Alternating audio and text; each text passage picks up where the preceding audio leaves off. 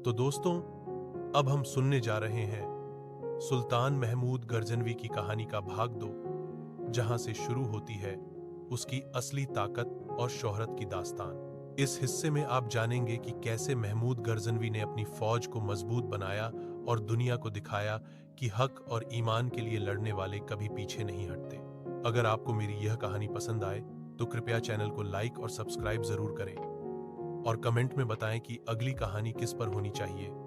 तो चलो शुरू करते हैं। गजनी की हवाओं में आज कुछ और ही रंग था। सुबुक्तगीन की वफात के बाद पूरी सल्तनत में उदासी के साए थे, लेकिन उस उदासी के पीछे उम्मीद की रोशनी भी थी।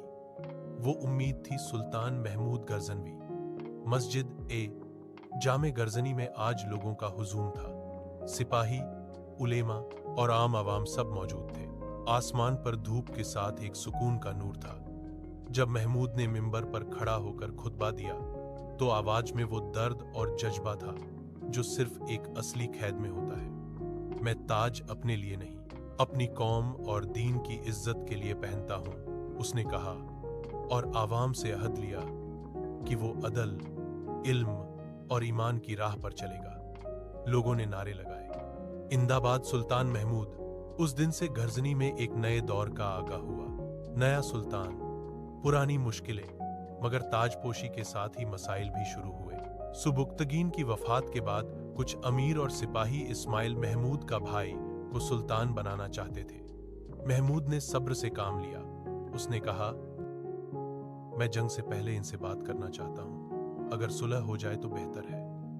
लेकिन जब इस्माइल और उसके साथी नहीं माने तो महमूद ने अपनी फौज तैयार की। उस जंग का मंजर आज भी तारीख में लिखा है।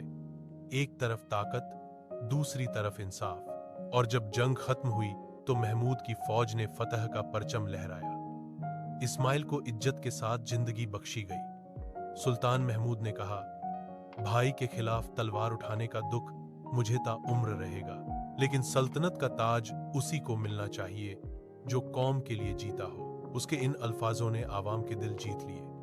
लोग कहने लगे, यह सुल्तान सिर्फ तलवार का नहीं, दिल का भी सुल्तान है। आए सुल्तान का पहला जंग और फतह का जज्बा।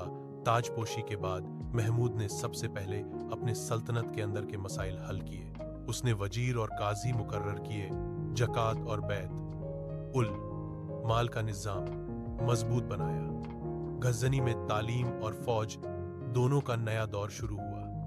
लेकिन सुल्तान जानता था, असली इम्तिहान अभी बाकी है। था राजा जयपाल का चैलेंज। उस समय हिंदुस्तान की सरहद पर एक ताकतवर राजा हुकूमत करता था, राजा जयपाल। उसने सुना कि गरजनी में नया सुल्तान बना है तो उसने समझा कि अब ये कमजोर वक्त है। उसने खैबर के रास्ते से गरजनी पर हमला कर दिया।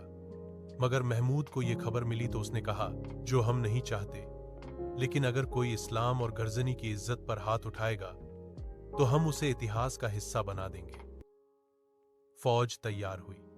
गरजनी की गलियों में तलवारों की चमक और तकबीर की सदाएं गूंज रही थीं। गरजनी के लोग अपने सुल्तान के लिए दुआ कर रहे थे। जंग का मैदान गर्म था। राजा जयपाल के पास 12 से ज्यादा लश्कर था, जबकि महमूद के पास सिर्फ आधी ताकत। लेकिन उसके पास था ईमान और रणनीति। ध जंग का मंजर। जंग की पहली सुबह महमूद ने अपनी फौज से कहा, अगर हम कम हैं तो घबराओ नहीं। जब हक तुम्हारे साथ हो तो तुम हमेशा ज्यादा हो। फौज ने अल्लाहू अकबर के नारे लगाए और जंग शुरू हो गई। तीघें चमक रही थी, घोड़ों की टाप से जमीन लरज रही थी। राजा जयपाल का लश्कर नंबर में बड़ा था, लेकिन उसमें न एकता थी न जज्बा। महमूद ने अपनी मरकजी फौज को 2 हिस्सों में बांटकर फ्लैंक अटैक किया। इस रणनीति ने राजा जयपाल की फौज को तोड़ दिया। जंग के आखिर में जयपाल की फौज भाग गई और उसे कैद कर लिया गया। फतह और इज्जत का आगाज जब राजा जयपाल को महमूद के सामने लाया गया तो सब समझ रहे थे कि सुल्तान उसे सजा देगा। लेकिन सुल्तान ने कहा, मैं इंसाफ का सुल्तान हूं, जुल्म का नहीं। तुमने जंग की, मैंने जवाब दिया, अब तुम आजाद हो। ये वो जज्बा था जिसने महमूद को सिर्फ गरजनी का नहीं, पूरे मशरिक का सुल्तान बना दिया। आवाम ने नारे लगाए, सुल्तान महमूद, इस्लाम का फख्र।